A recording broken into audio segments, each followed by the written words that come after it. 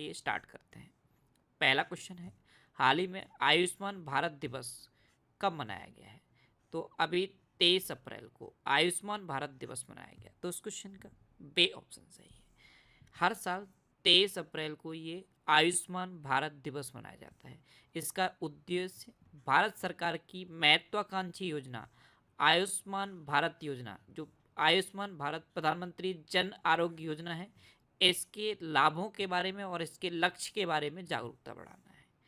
अब ये important day वाला क्वेश्चन है। तो अप्रैल का मंथ अब कंप्लीट हो चुका है और अप्रैल के सारे इम्पोर्टेंट डे मैंने यहाँ पे लिखे हैं। एक बार ये सारे मैं आपको रिवाइज कराता हूँ। 1 अप्रैल को उत्कल दिवस मनाया गया था और इसे उड़ीसा दिवस भी कहते हैं। 2 अप्रैल को विश्व ऑटिज्म जागरूकता दिवस मनाया गया। 3 अप्रैल को हिंदी रंगमंच दिवस मनाया गया। 4 अप्रैल को अंतर्राष्ट्रीय खदान जागरूकता दिवस मनाया गया। 5 अप्रैल को राष्ट्रीय समुद्री दिवस मनाया गया। ये जो ग्रीन कलर में लिखे हुए हैं ये इंपॉर्टेंट है, ये एग्जाम में पूछे जा चुके हैं, इसलिए मैंने इनको हाईलाइट कर दिया है, ग्रीन कलर में लिख दिया है। 6 अप्रैल को राष्ट्रीय हस्त निर्मित दिवस मनाया गया। 7 अप्रैल को विश्व स्वास्थ्य दिवस मनाया गया, ये इंपॉर्टेंट है। 7 अप्रैल 1948 को WHO की स्थापना हुई थी। WHO यानी कि वर्ल्ड हेल्थ ऑर्गेनाइजेशन, इसलिए हर साल 7 अप्रैल को ये विश्व स्वास्थ्य दिवस मनाया जाता है। 9 अप्रैल को CRPF शौर्य दिवस मनाया गया। 10 अप्रैल को विश्व होम्योपैथी दिवस मनाया गया। 11 अप्रैल को राष्ट्रीय सुरक्षित मातृत्व दिवस और विश्व पार्किंसंस दिवस मनाया गया। 12 अप्रैल को मानव अंतरिक्ष उड़ान का अंतर्राष्ट्रीय दिवस मनाया गया। 13 अप्रैल को जलियांवाला बाग नरसंहार दिवस मनाया गया। 14 अप्रैल को विश्व चगास रोग दिवस मनाया गया। 15 अप्रैल को विश्व कला दिवस और हिमाचल दिवस मनाया गया। 16 अप्रैल को विश्व आवाज दिवस मनाया गया। 17 अप्रैल को विश्व हीमोफीलिया दिवस मनाया गया। 18 अप्रैल को विश्व विरासत दिवस मनाया गया। 19 अप्रैल को विश्व लेबर दिवस मनाया गया। 20 अप्रैल को राष्ट्रीय हमशक्ल दिवस मनाया गया।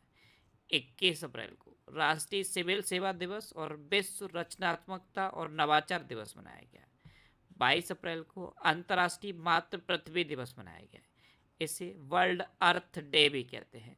और वर्ल्ड अर्थ डे की इस बार की थीम क्या थी? Planet versus plastic. 23 अप्रैल को विश्व बुक और कॉपीराइट दिवस मनाया गया। 24 अप्रैल को राष्ट्रीय पंचायती राज दिवस मनाया गया। ये इम्पोर्टेंट है, राष्ट्रीय पंचायती राज दिवस ये हर साल 24 अप्रैल को मनाया जाता है। यहाँ पे ये आपको पता होना चाहिए कि ये जो पंचायती राज व्यवस्था है ये त्रिस्तरीय है और इसको त्रिस्तरीय बनाने का सुझाव बलवंत राय मेहता समिति ने दिया था। अच्छा, 24 अप्रैल को ही शांति के लिए बहुपक्षवाद और कूटनीति का अंतर्राष्ट्रीय दिवस मनाया गया। 25 अप्रैल को विश्व मलेरिया दिवस मनाया गया और इस बार के विश्व मलेरिया दिवस की थीम थी accelerating the fight against malaria for a more equitable world. 26 अप्रैल को अंतर्राष्ट्रीय चेरनोबिल आपदा स्मरण दिवस मनाया गया और 26 अप्रैल को ही विश्व बौद्धिक संपदा दिवस मनाया गया। 27 अप्रैल को विश्व पशु चिकित्सा दिवस मनाया गया। 28 अप्रैल को विश्व कार्यस्थल सुरक्षा और स्वास्थ्य दिवस मनाया गया और 29 अप्रैल को अंतर्राष्ट्रीय नृत्य दिवस मनाया गया। तो अप्रैल में अब तक इतने इंपॉर्टेंट डे मनाए गए हैं और 23 अप्रैल को तो यही मनाया गया है आयुष्मान भारत दिवस। तो ये इंपॉर्टेंट डे आपको याद रखने हैं सारे। अगर आप ना भी याद रख पाओ तो जो मैंने ग्रीन कलर में लिखे हुए हैं ये आपको जरूर याद रखने हैं। अच्छा, आज की इस वीडियो का हम टारगेट रखते हैं 40 या लाइक का। तो अगर ये वीडियो आपको अच्छा लगता है, हेल्पफुल लगता है, तब आप इस वीडियो को लाइक और शेयर जरूर किया करो। और मैं आपको भी बोलता हूँ, डेली मॉर्निंग में उठकर सबसे पहले अपने लिए एक टारगेट फिक्स करो, चाहे छोटा सा ही टारगेट फिक्स करो, लेकिन डेली मॉर्निंग में उठकर सबसे पहले अपने लिए एक टारगेट फिक्स करो और फिर अपना पूरा दिन उस टारगेट को अचीव करने में लगा दो। आपकी लाइफ ऑटोमेटिकली अच्छी हो जाएगी। नया क्वेश्चन है, हाल ही में चीन ने किस देश के लिए निर्मित 8 हैंगर श्रेणी की पहली पनडुब्बी लॉन्च की है? तो अभी चाइना ने पाकिस्तान के लिए निर्मित 8 हैंगर श्रेणी की पहली पनडुब्बी लॉन्च की। तो उस क्वेश्चन का सी ऑप्शन सही है। अब चाइना ने लॉन्च की है और पाकिस्तान के लिए लॉन्च की है। तो ये है मैप में पाकिस्तान। पाकिस्तान की कैपिटल क्या है? इस्लामाबाद। पाकिस्तान की करेंसी क्या है? पाकिस्तानी रुपया। और पाकिस्तान के प्रेजेंट टाइम पे प्राइम मिनिस्टर कौन है? शहबाज शरीफ। अच्छा, अभी भारत और पाकिस्तान ने अपने परमाणु प्रतिष्ठानों की सूची का आदान प्रदान किया है। पाकिस्तान ने एडवांस्ड रॉकेट सिस्टम फतेह सेकंड का सफल परीक्षण किया। पाकिस्तान ने आधिकारिक तौर पर ब्रिक्स सदस्यता के लिए आवेदन किया है। और पाकिस्तान के स्टार्टअप सेगार्ड ने शीर्ष जलवायु नवाचार प्रतियोगिता जीती है। नेक्स्ट क्वेश्चन है, हाल ही में विनय वीर का निधन हुआ है, वे कौन थे? तो विनय वीर ये एक पत्रकार थे और प्रतिष्ठित पत्रकार थे। ये थे विनय वीर और अभी इनका निधन हो गया है। तो इस क्वेश्चन का बे ऑप्शन सही है। नेक्स्ट क्वेश्चन है, हाल ही में सीता अम्मा मंदिर के राज्याभिषेक के लिए किस नदी का पवित्र जल श्रीलंका भेजा जाएगा? तो सीता अम्मा मंदिर ये श्रीलंका में है और इसके राज्याभिषेक के लिए सरयू नदी का पवित्र जल श्रीलंका भेजा जाएगा। तो इस क्वेश्चन का सी ऑप्शन सही है।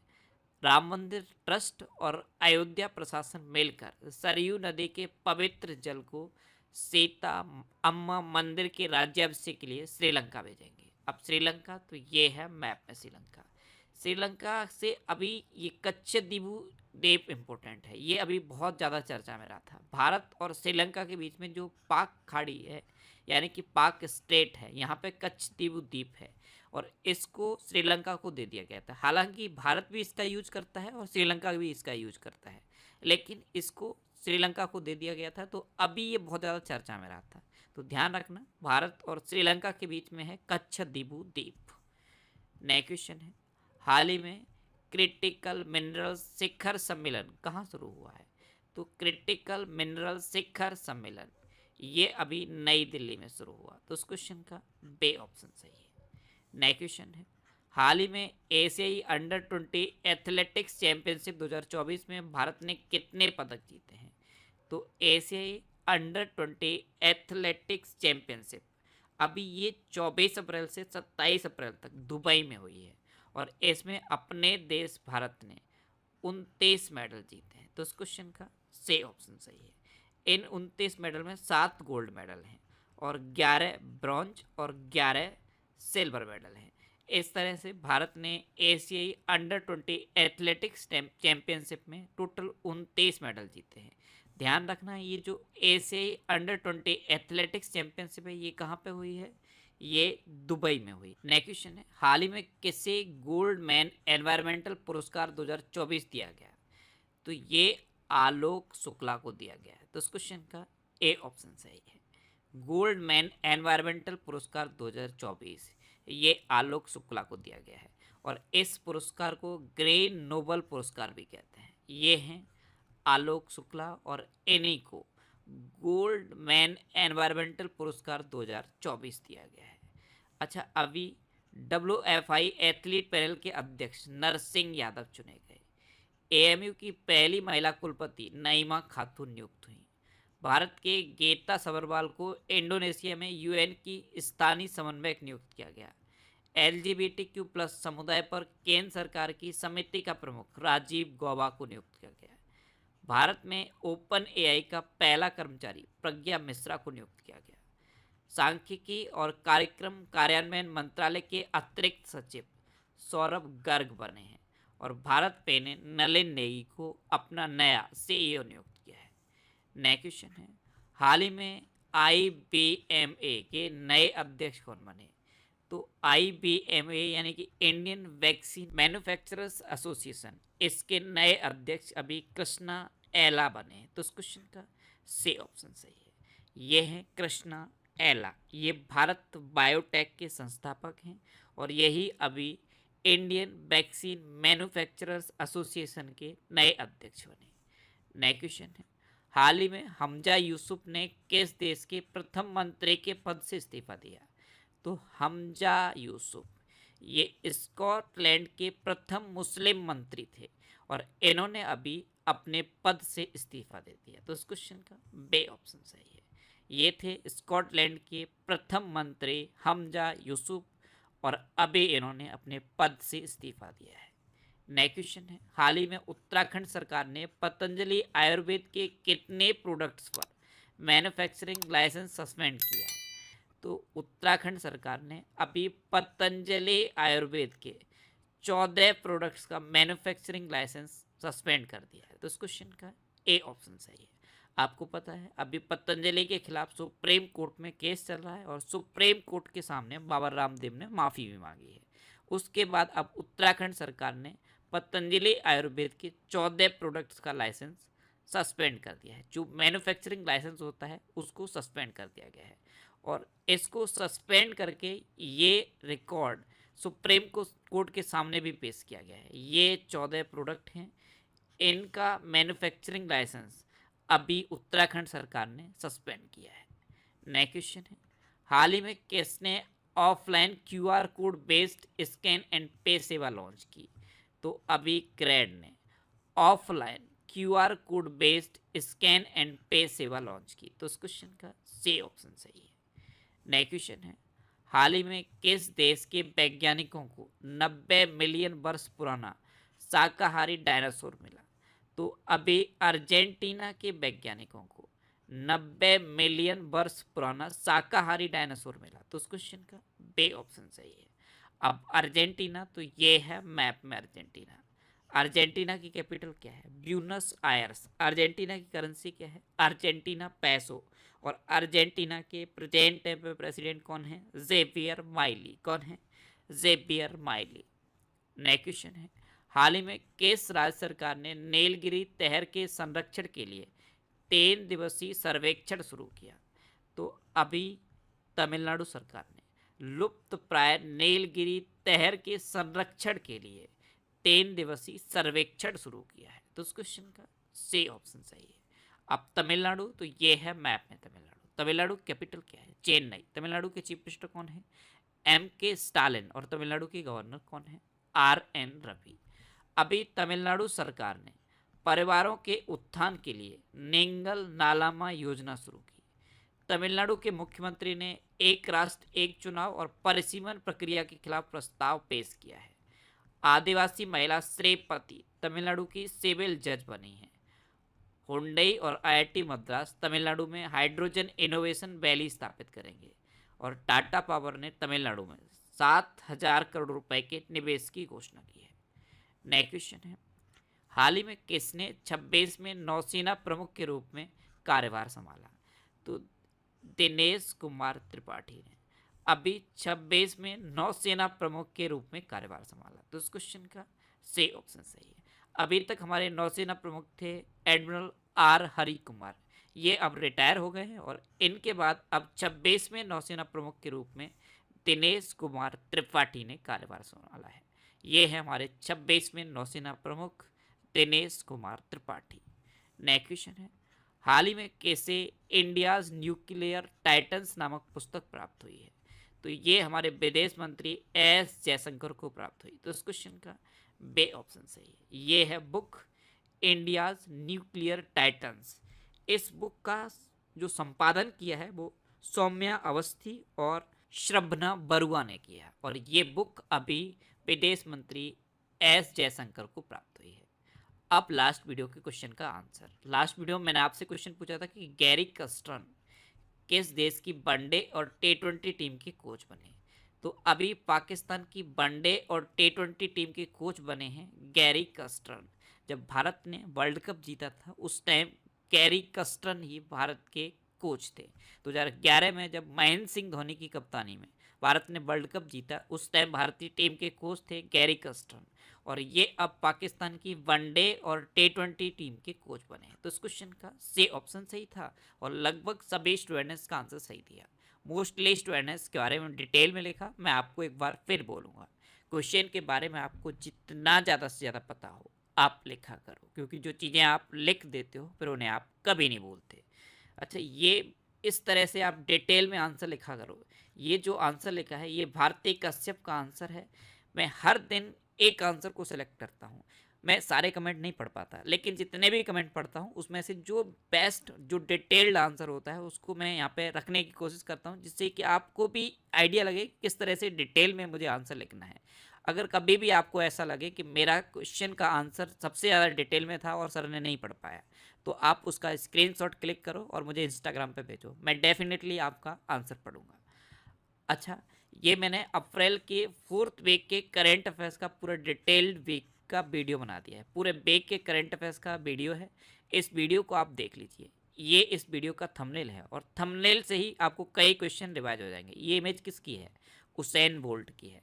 ये उसेन बोल्ट अभी आईसीसी T20 वर्ल्ड कप के ब्रांड एम्बेसडर बने हैं और इनके साथ दो लोग और आईसीसी T20 वर्ल्ड कप के ब्रांड एम्बेसडर बने हैं। कौन बने हैं? युवराज सिंह और क्रिस गेल। ये इमेज किसकी है? अमिताभ बच्चन की। इनको अभी लता दीनानाथ मंगेशकर पुरस्कार मिला है। इनके अलावा एक और व्यक्ति हैं जिनको लता दीनानाथ मंगेशकर पुरस्कार मिला है। किसे मिला है? रणदीप हुड्डा को। ये व्यक्ति कौन है? मैक्स वर्स्टप्पन। इन्होंने अभी चाइनीज ग्रैंड प्रिक्स जीती है और हर बार मैंने आपको बताया कि इस साल की सबसे ज़्यादा Formula One Grand Prix Max Verstappen ने जीती है। तो ये जो मैं बेकली वीडियो बनाता हूँ, इसके थंबनेल में जो भी इमेज लगाता हूँ, इन इमेज से आपको 5-6 क्वेश्चन तैयार हो जाएंगे। आप इमेज को देखकर ही कई क्वेश्चन को रिवाइज कर सकते हो। तो ये बेकली करंट अफेयर्स का वीडियो है। इस वीडियो को आप पूरा देखिए। आपको यूट्यूब पर बस इतना सर्च करना है, अप्रैल 4th बेक current affairs by Indresh RC, और आपको ये वीडियो मिल जाएगा। इस वीडियो को आप पूरा देखिए। इसका पीडीएफ मैंने टेलीग्राम चैनल पर अपलोड कर दिया है। ये नेक्स्ट एग्जाम का ऑफिशियल टेलीग्राम चैनल है, इसे आप ज्वाइन कर लीजिए। यहाँ पे ये पीडीएफ मैंने अपलोड कर दिया है। पूरे बेक की पीडीएफ आप सिंगल क्लिक पर डाउनलोड कर सकते हो। अब आपके लिए रिवीजन के क्वेश्चन। अभी रश्मिता झा को एनटीपीसी का सीबीओ नियुक्त किया गया। सीबीओ यानी कि चीफ विजिलेंस ऑफिसर, मैंने आपको बताया था।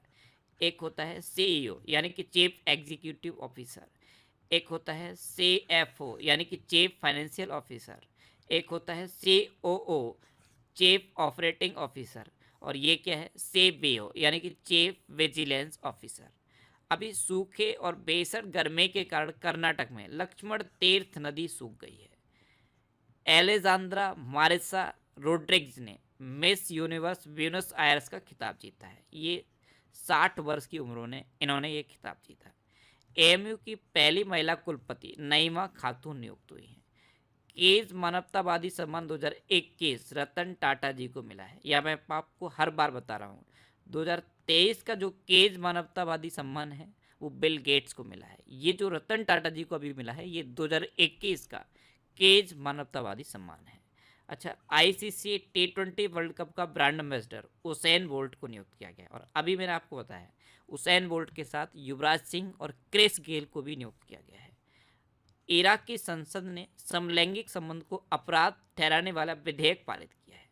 दुनिया का सबसे सस्ता पासपोर्ट यूएई का पासपोर्ट बना है और दूसरे नंबर पे अपने इंडिया का पासपोर्ट है। प्रबोवो सुबियांतो को इंडोनेशिया का राष्ट्रपति नियुक्त किया गया। अच्छा, यूएई ने दुनिया का सबसे बड़ा एयरपोर्ट बनाने की घोषणा की है। भारत का सबसे हल्का बुलेट प्रूफ जैकेट डीआरडीओ के द्वारा डेवलप किया गया है। बांग्लादेश की एक गायिका है रेजवाना चौधरी वान्या, इनको पद्मश्री पुरस्कार मिला है। न्यूज़ वीक ने भारत का सर्वश्रेष्ठ निजी अस्पताल मेदांता गुरुग्राम को डिक्लेयर किया है। और ये न्यूज़ वीक सुन के आपको एक क्वेश्चन याद आना चाहिए।